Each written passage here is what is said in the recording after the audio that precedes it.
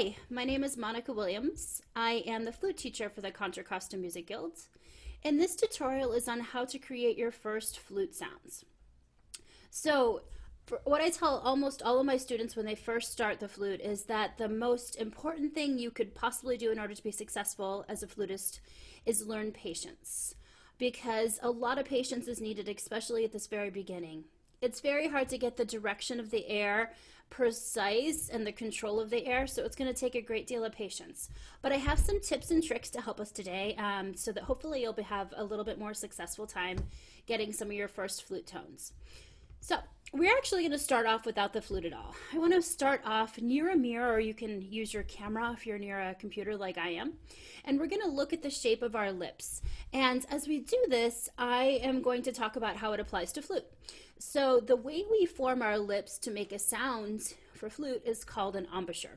And I want to start off by taking two fingers and I want to put it in the space where my bottom lip is kind of just resting on my bottom finger. So as I press into my face here, I feel the pressure is where my gum line and teeth would meet, maybe just a little bit higher than that. So I want my lip to be kind of free. So if I say ooh, I can kind of move it. It's not like I'm covering it, ooh, and I can't move this bottom lip. So I want my bottom lip to be free so it's flexible for some of those notes we're going to do later. And then once I get this positioning here, I want to make my bottom lip very long. So it's going to look like this. Nice and almost neutral. So it's a nice long one, not super tight like Smiley. That's kind of a Smiley embouchure. We don't want that. But not super like a pucker either, which is very small. So I want a nice, relaxed, long bottom lip. Once I get that, I'm going to try to blow as if I was blowing through a teeny little straw to get a fine airstream. And I'm going to see if I can aim it between my two fingers or maybe on my second finger here so that it's a little bit at a 45-degree angle. So try and hit that target.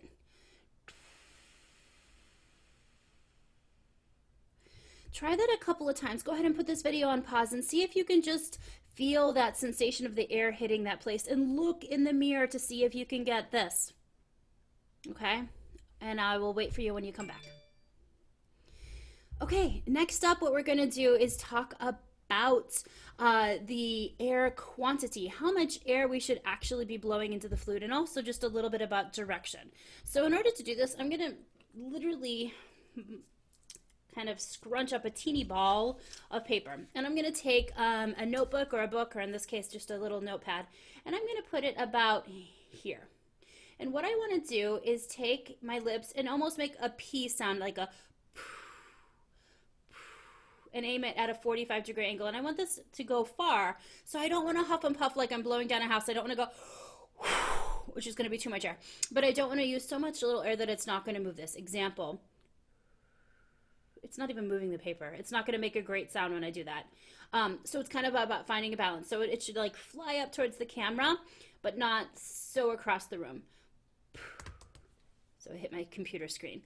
So as funny as that sounds, getting our lips and our air to do that direction is very helpful. Another thing you can try is spitting rice, dry rice. You can go in your parents' cabinet and find some dry rice and put it on the inside of your lip and then literally go and see if you can get that rice to kind of go forward, preferably in the outside. So I'm going to have you pause the screen and try that a couple of times and then come back. Okay, so hopefully that went well. The next step is to work with the head joints. So this is the head joint of the flute, and this is the lip plate. And as we talked about with the positioning, I want to rest my bottom lip on, I was going to say about a fourth to a third of that lip hole. You don't want it to be too covered because that's not going to make a great tone, but you don't want to have your lip completely exposed either, which is not going to make a great tone either. Here's too exposed. Like you can see, this is not good. Very hard for me to make a sound. Impossible almost. And even here, not great. I need to really put it in my chin, and then I'm able to make a good sound. Also, I don't want to do this. It's so covered. That's not making a great sound either. So how you hold the flute is very, very, very important. So now we're going to start with the end cut it covered with your palm, and put it up to that spot we talked about, and then you're going to blow at that 45-degree angle with a nice long bottom lip, and it should make a very low sound like an owl.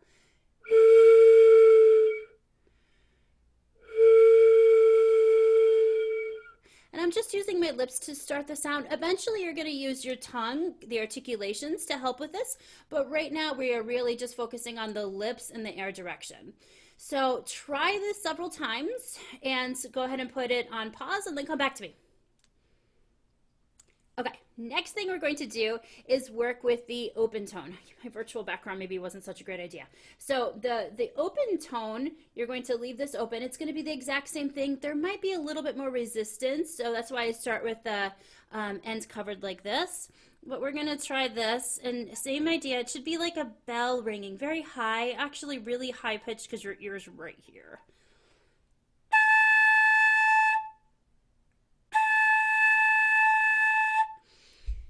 And do that several times, and you might want to experiment to see how long you can hold it.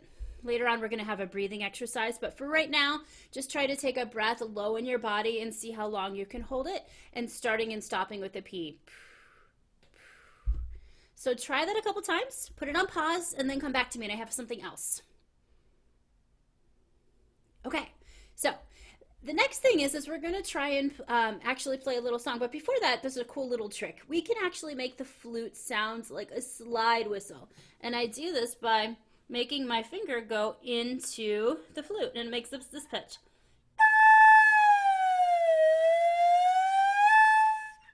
Very cool, I know.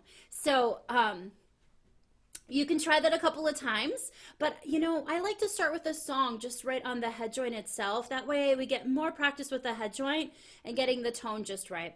We're going to do Mary Had a Little Lamb by putting our finger into the flute to lower the pitch. So I'm going to start with it completely out, and then when I say 1, I'm going to put it into about my first knuckle. And when I say 2, I'm going to put it in about to my second knuckle. Now, everyone's fingers are a little different size. For a lot of my students, it ends up being the full second thing. So I think you can think 1, 2, even though I'm not going to officially put it into my second knuckle for the pitch. So 0, 1, 2. Follow along. I'll say the numbers. And if you want, you could write these down. If you find that helpful, then you could always be able to play Mary Had a Little Lamb with the head joint. The other thing is your ear can help you figure out what pitch it needs to be to make the song right. So it's going to start with 0. 1, 2, 1, 0. 1, 0s. 0, 1, 2, 1, 0, 1s, 0, 1, 2.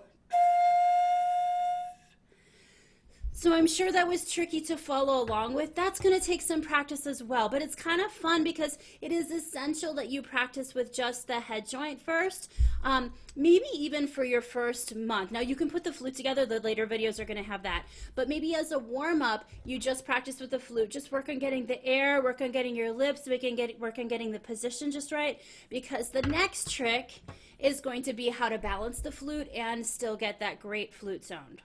So follow my next video for learning your first notes B, A, and G.